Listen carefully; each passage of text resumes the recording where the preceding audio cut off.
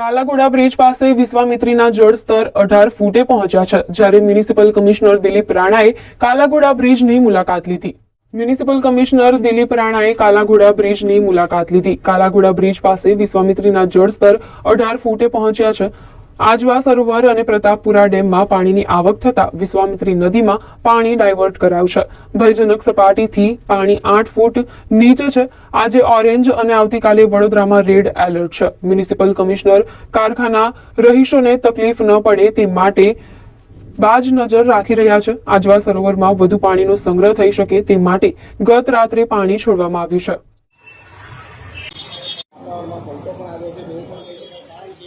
ધીમી ધારે વરસાદ છે.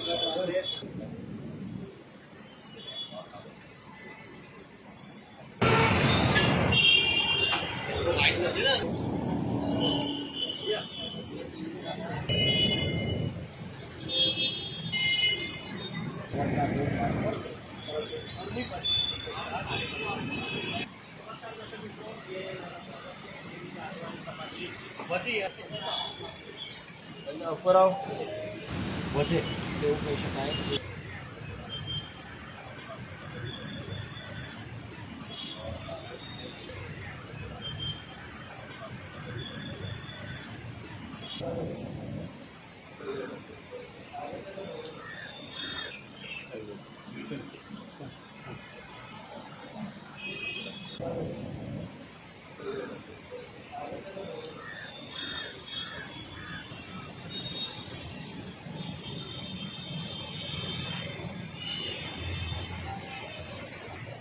વડોદરામાં ગઈકાલે આજે ઓરેન્જ એલર્ટ અને આવતીકાલે રેડ એલર્ટ છે.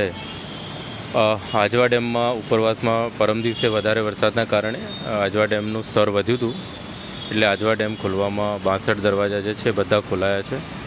એના કારણે અને પ્રતાપપુરાના દરવાજા પણ બધા ખુલ્લા છે. એ બંને ડેમના દરવાજા ખુલ્લા હોવાને કારણે અને લોકલ થોડો વરસાદ પડવાના કારણે વિશ્વામિત્રી નદી છે એનું સ્તર અત્યારે 17.5 ફૂટથી ઉપર છે, જેનો એલર્ટ અથવા એલર્ટ લેવલ કહીએ 23-24 ફૂટ છે. એટલે હજી પણ 7 ફૂટ ડાઉન ચાલે છે. છેલ્લા 15 કલાકમાં ઉપરવાસમાં વરસાદ ઓછો થયો છે અને એના કારણે પ્રતાપપુરા સરોવરનું જે લેવલ છે એ પણ ડાઉન થયું છે. આજવાનું લેવલ 211.75 છે. એટલે આ બધી પરિસ્થિતિ જોતાં અત્યારે પૂરતું કોઈ પણ ડેન્જર કે એવું કંઈ છે નહીં. જસ્ટ મારી આ એક વિઝિટ છે અહીંયા.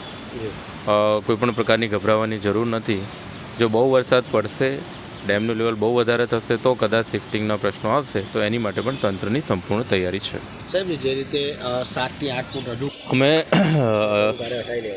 તંત્ર એલર્ટ ઉપર છે. લાસ્ટ ટાઈમ જે રીતે અમે બસ મારફતે બધાને શિફ્ટ કરાવી સ્કૂલ અને આશ્રયસ્થાનમાં મોકલ્યા હતા, બધી જીવન જરૂરિયાતની વસ્તુઓ આપી હતી, એ જ રીતે અમારું તંત્ર સંપૂર્ણ રીતે એલર્ટ ઉપર છે અને કોઈપણ પ્રકારનો શિફ્ટિંગનો પ્રશ્ન અત્યારે નથી.